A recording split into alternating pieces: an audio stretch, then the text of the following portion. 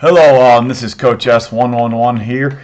So we didn't have a showdown video for football because it was a two-game slate, and there was not one last Thursday, so it's been a little while since we've had a video. This video is going to be on some baseball. I know baseball season's winding down, but I was doing like a showdown article on all sports and breaking it down like to each sport, and I wanted to get baseball in so everyone could play the World Series, the Showdown. So with that being said, DraftKings is allowing some fairly large contest here for the World Series, especially for Game 1. So I figured to do a little video, and then the article will come out either later today or early, I would assume today or early tomorrow. I read the article along with our optimizer here. Make sure we go to dfskarma.com, sign up for the optimizer, follow me on Twitter, Coach S111. So, first things first, I'm going to briefly show the article.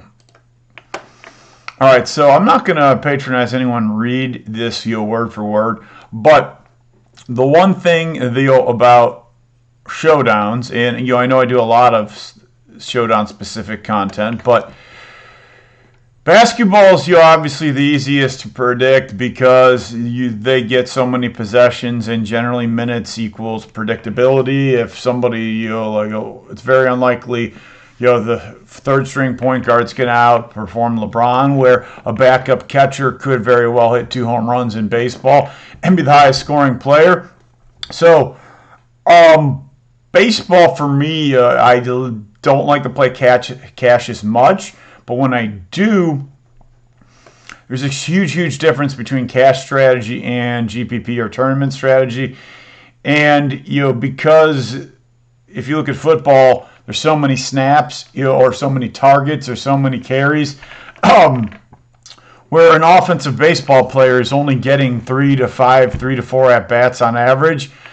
So that'd be like LeBron going up and getting 3 shots.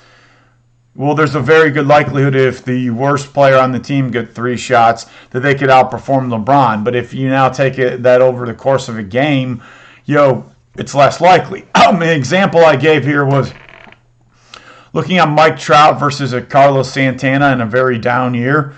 So when you look at it over 3 or 4 bats, it's not a huge difference. And what I mean by that is, if you look at it like this, don't even take fantasy points because that gets very complex. Just look at like on-base percentage. So the likelihood they're going to score some point, whether it be walk, home run, double, triple, they have to get on base to score a point. So Mike Trout has an on-base percentage of 3.9. Santana in a down year, 3.49. So the likelihood, in 3 at-bats would be roughly 1 time on base for each player. 1.17, 1.047. So there's 3 at-bats, not a ton of difference. Now, when you extrapolate that number to the amount of snaps in an NFL game or the amount of possessions in a basketball game, I'm using 80 as a number. Mike Trout would get on base 31.2 to Santana's 27.9. Therefore, even if there are walks, it's a minimum of 6 DraftKings points per game if they got 80 at bats.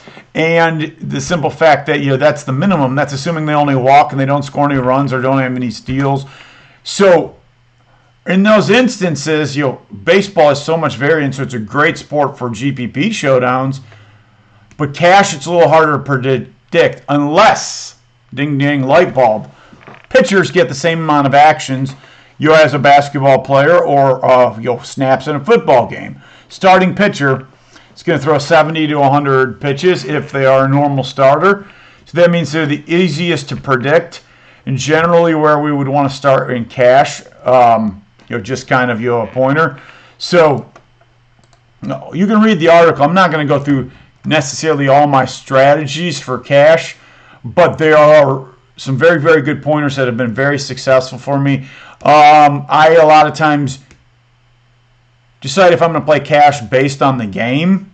If it's two terrible pitchers in hitting environments, we're not going to be so smart to say we can predict who can get the home runs and who can get stolen bases and things like that. So I think the cash is not a likely scenario for me that night, because it becomes more like a lotto. Like you'll put LeBron to shoot 1 3-pointer, and someone else gets to shoot it, and maybe Shaq would make it and LeBron would miss it. If you have a short sample size, I know LeBron's not the best 3-point shooter. It's probably the bad example, but neither here nor there. Sometimes I don't play cash based on the game script, because I found certain game scripts are very, very successful, certain types of games. Now, in GPPs, biggest thing for baseball showdowns is the contest matters. So if you're going to play in a small, like 200-person single entry, or 200-person 3-entry max, you're going to lean a lot more on cash-type strategies. When you don't have to beat 1,000 people, 5,000 people, 10,000 people in top-heavy tournaments, then you're going to lean on the predictability of my cash strategies. Now, I go over some different types of plays. One of the things that I found to be very interesting was looking at data over around 100 low dollar, $10 and below GPPs. Till I pulled this data together, I wasn't using this enough, but 3-1 pitcher stacks were winning. 4-pitcher lineups were winning about 15% of the time, but own less than 2. And generally speaking, the way that this worked was captain a starting pitcher, the opposing starting pitcher, the team that you thought was going to win, their setup and their closer man. So the idea is you would get 7 innings from the starter, an inning with strikeouts from the setup guy, and an inning with strikeouts from the closer. The other team's starting pitcher would get more points, in a lower scoring game, and you hopefully would hit on the 2 guys, that hit the home run or drove the runs in. So this lineup build won 2 to 4 times more than its ownership. So a lot of times what I do is I know what the public's going to do, and I know the type of game, and I plan my strategies and my contests entered in baseball showdowns because of variance according to that. So you can read the article, but there's going to the optimizer now. We're going to go ahead and show you a few things. So let me get this out of here. So let's assume that we want you to go try that strategy that for a larger GPP, where we think either LA or Tampa is going to win in a fairly low scoring game. So here's our optimizer. Remember, go to DFS Karma. Enter promo code COACH for 15% off your first month. So spelled just like it sounds, at dfskarma.com. So here's the optimizer, and I've already put in, changed the projections to my projections a little bit here, and you've got the 2 starting pitchers. Okay. Then one thing that I want to do here is find the relief pitchers here. So, all right. So I personally only left in possible setup guys and closers in my player pool, and I looked at the data here, and you can I use this. Some people ask me, well, how do you know when the relief pitcher is going to pitch? This strategy is best when you know that there's a setup man and a closer, or when there's one or two guys that'll set up in a closer and they haven't pitched, or they're available. So when I was doing this for the other games, the championship series, I was knowing they were pitching more because it's the playoffs. I was kind of looking at their pitches in the days they pitched, and you can find their bullpen folks here on the internet fairly easy. So in the Dodgers instance, you have Jansen, with probably Baez, Blake, Trean, or Buster Graterol were the ones that I left in my player pool. On the Tampa side, I left in Diego Castillo, Nick Anderson, and Fairbanks. I actually had this strategy with Charlie Morton, Fairbanks, Anderson, and whoever Charlie Morton was pitching against with two batters. And it would have won some really good money if Anderson wasn't negative points. That was on Saturday. He gave up 2 or 3 runs. So we were so close. Morton was pitching really good. Whatever offensive players I had, were hitting. And all I needed was Anderson to come in, strike out some batters, and have clean innings, and Fairbanks to close it. And Anderson blew it, but it was very close to hitting. So tonight, going back to our optimizer here, I'm going to leave those guys we talked about in the player pool. Okay? Now, I want to, when I hit your new build here, I'm going to make everyone a minimum projection of 1. I've made sure I set their projections at least 1, the players I want in there. Okay? And you see there's some different stacking rules that we can do here. But generally, I do not do that. In this instance, I still am not, but here's how I'm going to do it. I'm going to clear this out real quick. I'm going to lock in the core of my folks, and I'm going to run this optimizer a few times. So let's get back here. What I'm going to do is first time I'm going to run it, I'm going to say LA Victory. So we're going to go Kershaw and captain. We're going to go Glass now in utility. Okay, we're going to lock in Jansen as the closer. We will then have 3 locked in, folks, but I don't necessarily will know if I want out of the Dodgers, Trean, Baez, or Graterol. So I will most likely go ahead and just put a setting in here because, seeing as that's the team I want the most pitchers from, and go to my stacking and say that take off Tampa Bay, and I want at least 5. So I'm going to make it a 5-1.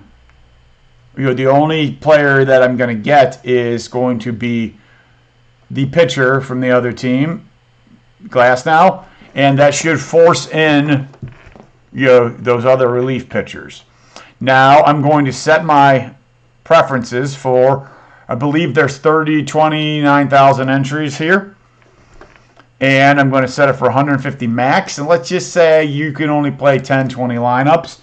Okay, I'm going to go, let's just go 25 lineups. And I'm going to build my player pool.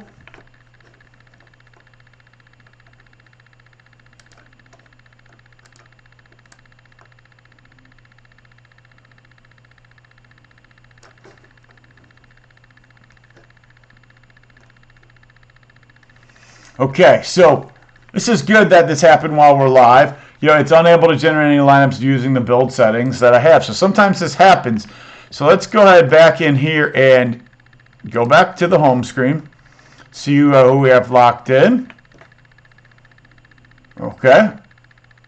And let's go ahead and see if, let's give our settings a try again here.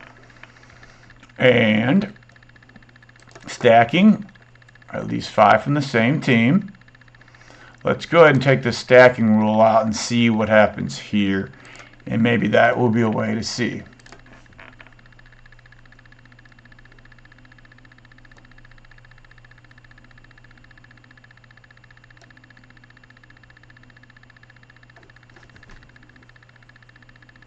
Now, the only so here's the possibility is that salary may not work. So in this instance, if the salary isn't working, then obviously it's not going to optimize. Oh, I did remove all rules here. Let's try this again.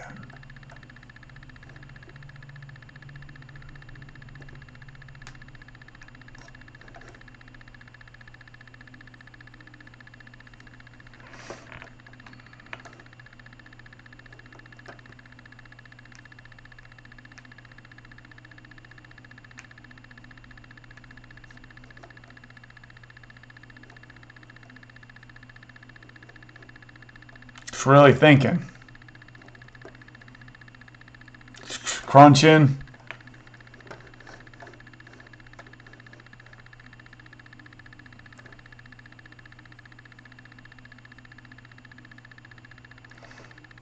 So while it's thinking, man, did Ezekiel Elliott set up Andy Dalton to fail yesterday.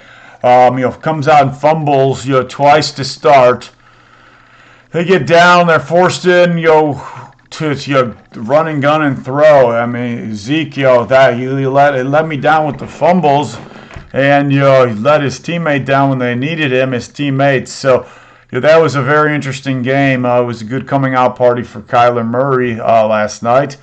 Won a showdown, a single entry $15 in the Kansas City game. Nice $1,500 on a $15 single entry. That was fun. Good. I know this isn't a football show, but because I put so much people locked in, it's taking a little bit longer. It's having to think a little bit longer than normal.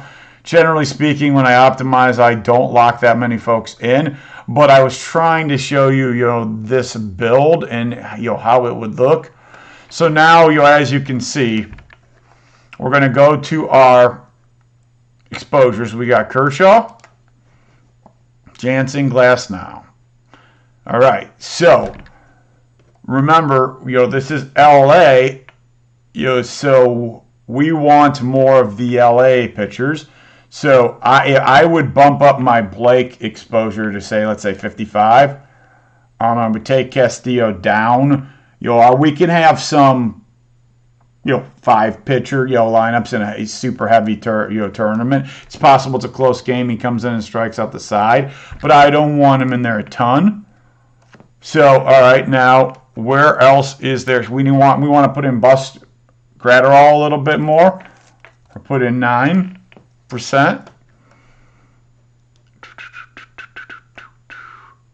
Who else may we be missing on the Dodgers?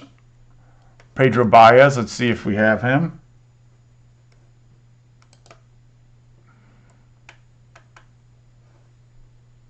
Show all players. Oh, because this is on me. Because I didn't, his projection was not above 1, so it was excluded. So in this instance, he wouldn't be in my player pool. Remember, I thought I checked that, and I did not. If I do this, it's going to ask me to re-optimize some. And we can say yes, just to get him in some lineups here.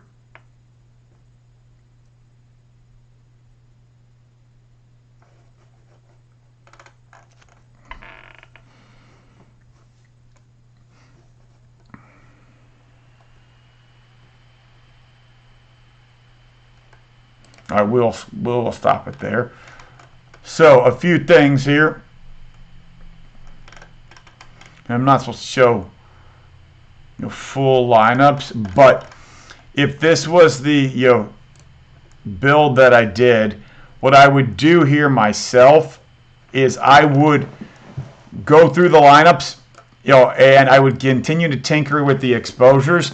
And I don't want to do this live because you'll have to keep re-crunching until I only got lineups that had 3 Dodgers pitchers, Glasnow, and 2 hitters or a possible Tampa reliever and a hitter. So that's kind of something that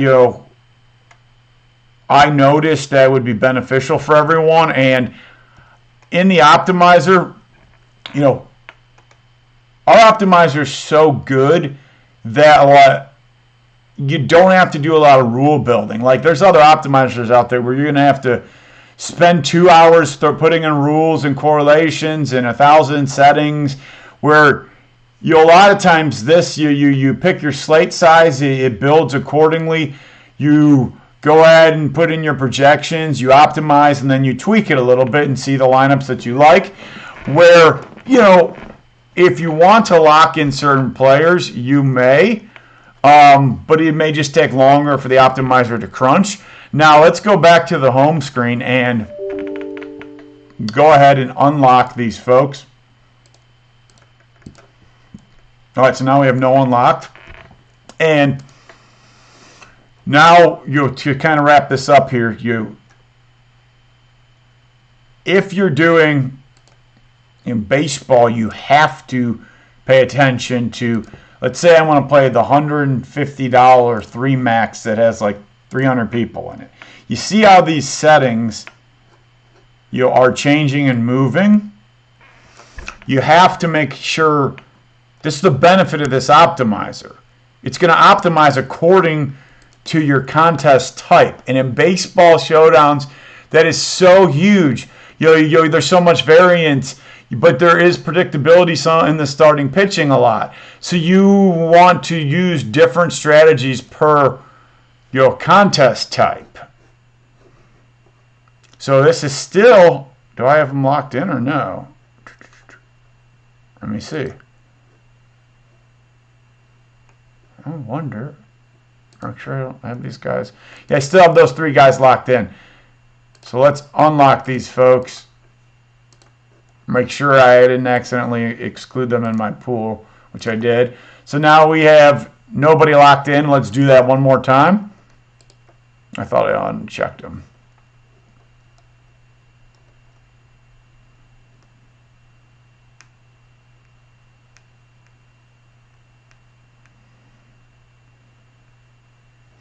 Okay, so now, because this is a smaller field, 3-entry max, the optimizer's smart too. It's treating it like a little bit of a cash build, and you're putting in both pitchers now without obviously just giving lineups out. And I would go through and I would tweak and make sure all the correlations were right. But watch, one more thing before we go is, in the big, large field one without anyone locked in, say I want to do 55 lineups.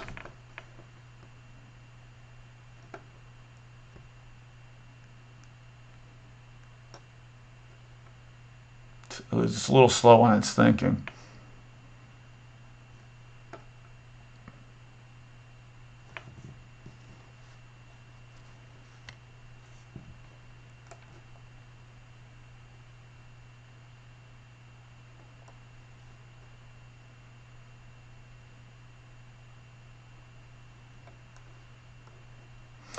Look at the captain exposure. A lot less of the pitchers, only 1 Kershaw. Now, I personally, I will be building the 3-1 pitcher stacks for both teams tonight. I recommend giving it a try, reading the article. But it's a lot more variance because, you have to beat so many people. So, read the article, go to dfskarma.com, use the code COACH to get your 15% off. Follow me on Twitter. This was a good one. There was some errors, and people will get that and not know what to do. We kind of figured it out together. I don't have my lineup set yet. I just wanted to give you, a heads up on baseball and how showdowns can be so fun. Today, I do think is a good day to play cash and GPPs. But on certain days, I think you let the slate determine the contest you play. Or to me, it's like playing the lottery in baseball. Good luck, everybody. Have a great day. And prediction. Haven't really thought about it, but let me go out on the limb and say Dodgers win 4-2. Have a good one.